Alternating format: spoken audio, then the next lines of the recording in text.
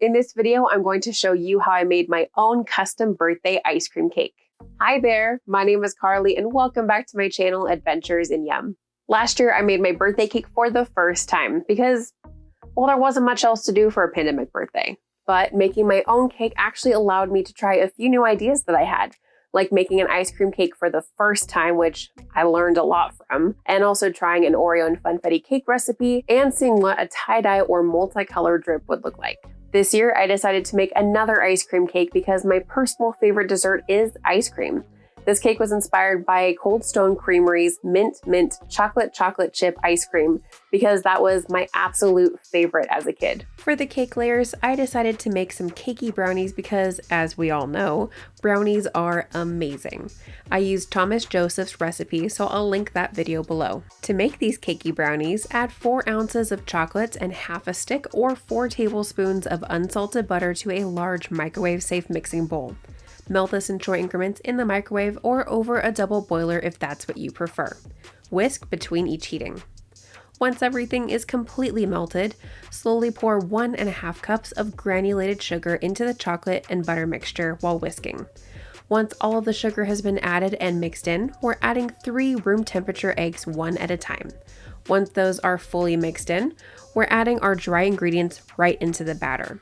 1/4 cup of dark cocoa powder, 3/4 teaspoon of salt, 3/4 teaspoon of baking powder, and 1.5 cups of all-purpose flour. Once I remembered to swap it out, we're using a rubber spatula to mix everything together until just combined. I also decided to mix in 6 ounces or about 3/4 cup of dark chocolate chips because I figured that it was my birthday and the more chocolate, the merrier. To prep our pans, we're greasing them using the wrapper from the butter, flouring them with some AP flour, and then making little circles of parchment paper to line the bottoms of the pans. Measure out the batter to make sure that all of the pans are filled with roughly the same amount of batter. Then, we're spreading them into flat, even layers as best as we can with this super thick brownie batter. Pop those in the oven and bake at 350 degrees Fahrenheit for approximately 30 to 35 minutes. Once they're done, pop them out of the pans and let them cool completely. I also wanted to use some brownies to decorate my cake, so I made a batch of fudgy brownies because they are the absolute best. This recipe is super similar to the cakey brownies with just a few alterations to the batter. These are shown in that video I mentioned with Thomas Joseph, so if you want a killer brownie recipe, make sure to check out that video. For these glorious fudgy bars of chocolate decadence, I decided to spread them onto a sheet pan because I wanted them to be a little flat when I cut super small squares. That way, they'll actually look like mini brownies on top of the cake.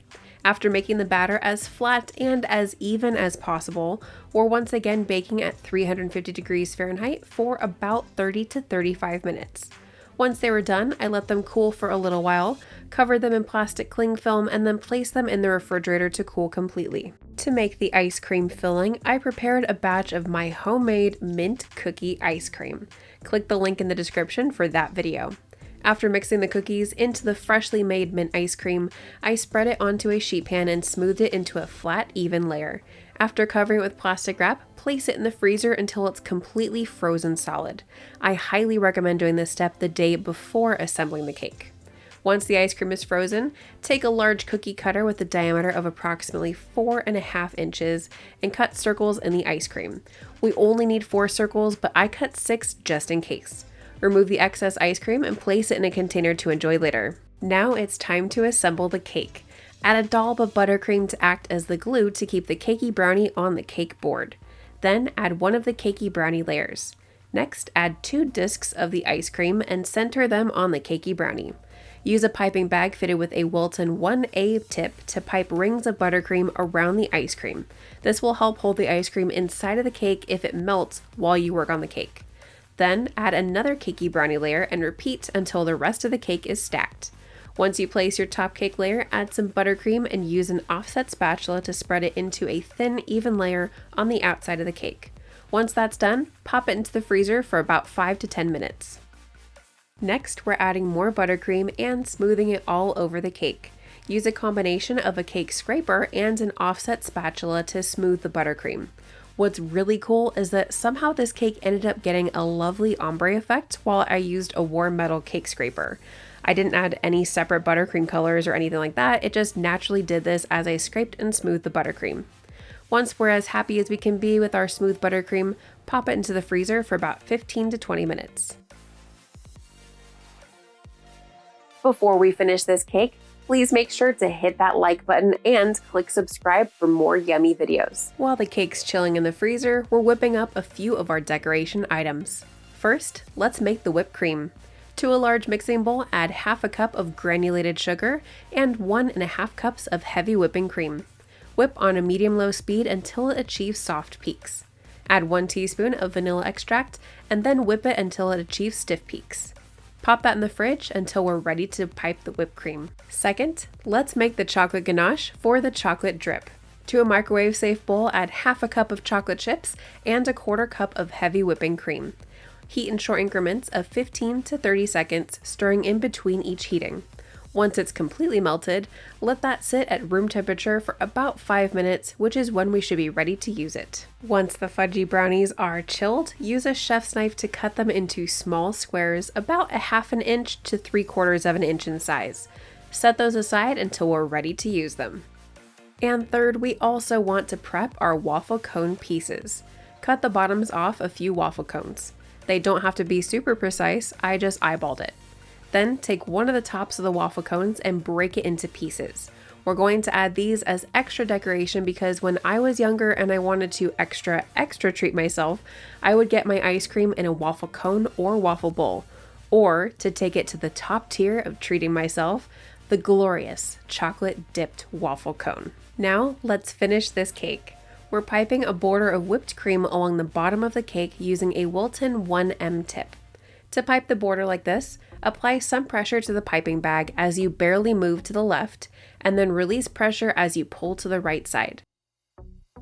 Then we're adding some mini chocolate chips on top of our whipped cream border. We're then using a Wilton 1M tip and a Wilton 4B tip to make little dollops and swirls of whipped cream in a curved cascade down the front of the cake. The use of 2 different tips and piping different sizes and shapes makes the cascade more interesting and fun to look at. Once we're done piping, to the cascade we're adding a few of the mini brownie squares, some waffle cone pieces, and some mini chocolate chips.